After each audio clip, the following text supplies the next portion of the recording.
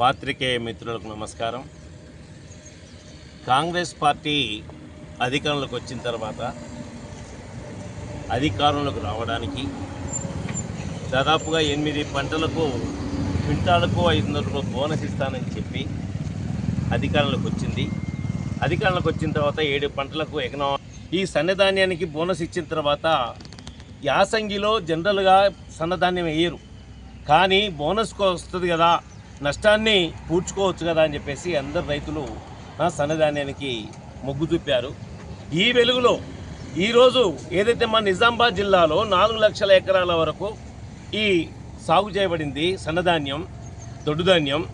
కానీ నెల 15 రోజులు అవుతా ఉంది, కోసి ఎండబెట్టి 3 సార్లు తడిసి మొలకలెత్తినాయి, కానీ ఇప్పటికీ ఏదైతే లిఫ్ట్ చేయట్లేదు.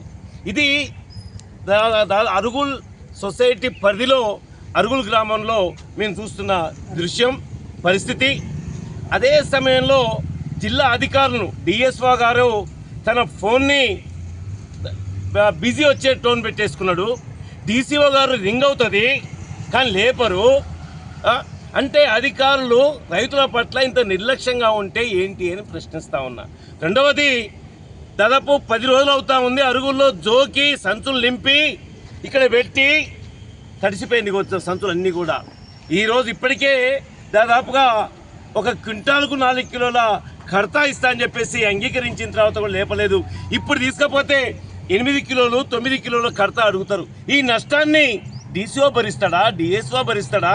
లేకపోతే మీరు అంటున్నారు ఇవాళ కొన్ని దినపత్రికలు వచ్చినాయి, మొత్తం ధాన్యం అంతా అయిపోయింది, ఇక లేదు ఈ జిల్లాలో అంటున్నారు.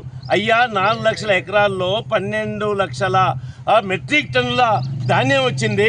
8-9 లక్షల ధాన్యం ఇలా మా రైస్ మిల్లకు పోతే మేము కొనుగోలు చేస్తున్నాం అని చెప్పి, అయ్యా మీరు ఏం కొనుగోలు చేశారు? ఇలా దాదాపు 6-7 లక్షల మెట్రిక్ టన్నులు కొనుగోలు చేస్తారు. ఇంకా 3-4 లక్షల మెట్రిక్ టన్నులు కొనుగోలు చేయాల్సి ఉంది. రోడ్ల మీద ఉంది, కుప్పల మీద ఉంది. మరి రైతులు ఆత్మహత్యలు చేసుకోరు అని చెప్పేసి చేసుకోవద్దు.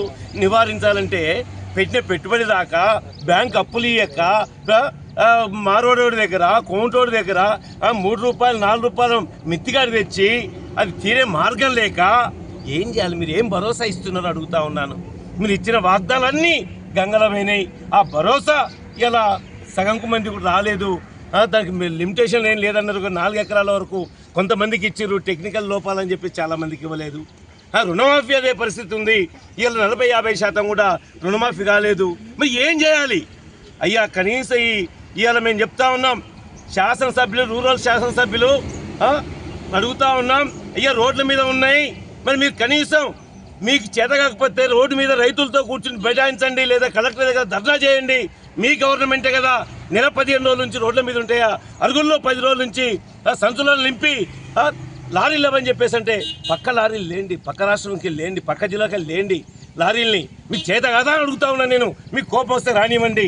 ఇదంతా కూడా మీ వైఫల్యం, మీ ఫెయిల్యూర్ అని చెప్పేసి చెప్తా ఉన్నాను. కాబట్టి ఒక్క గింజ తరుగు లేకుండా ప్రభుత్వ నియమ నిబంధనల ప్రకారం తీసుకోవాలి, లేకపోతే మేమే రోడ్ల మీద కూర్చుంటామని చెప్పేసి హెచ్చరిస్తా ఉన్నా నేను.